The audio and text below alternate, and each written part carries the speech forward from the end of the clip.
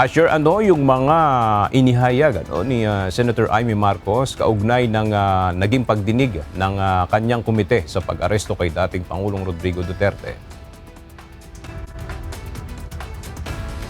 Punto kaugnay sa preliminary report ang inihayag ni Senador Amy Marcos. Kaugnay nga yan doon sa isinagawang pagdinig ng Senado sa pag-aresto kay former President Rodrigo Duterte na isinagawa itong pagdinig noong nakaraang linggo.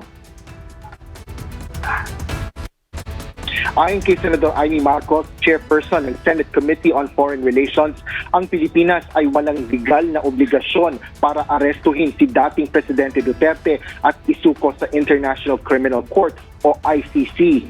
Pangalawa, ang pamahalaan niya ang nagdesisyon na i-asiste ang ICC para sa pag-aresto sa former president. At pangatlo, sinabi ng senadora na may mga kapuna-punang paglabag sa karapatan ni Duterte. Bukod dito, isinalaysay ni Senador Amy ang mga pangyayari kaugnay ng mga posisyon ng administrasyon ng kapatid nitong si President Ferdinand Marcos Jr.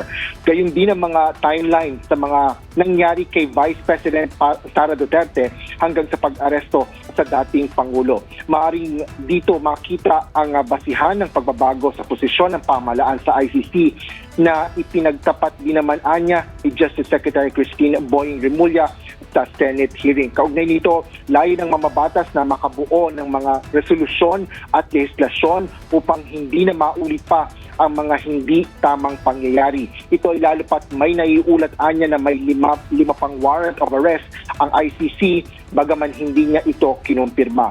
Gayunman, wala pa itong final na konklusyon sa investigasyon sa ugnay ng pangyayari at inaalam pa kung sino ang dapat na managot sa mga paglabag. Nabanggit din ni Senador Amy Marcos ang pagkalas nito sa pangangampanya kasama ang Alyansa para sa Bagong Pilipinas. Anya, hindi eleksyon ang pinaka-importante kundi nais marinig ng mga mamamayan ang katotohanan. Hindi pa rin matiyak ni Senador Amy Marcos kung magsasagawa pa rin ng ikalawang pagdinig kaugnay nga dito sa investigasyon sa pag-aresto sa dating Pangulo. Yan muna ang latest dito sa Senado. Balik sa iyo, Aga. Maraming salamat, Asher Cadapan Jr.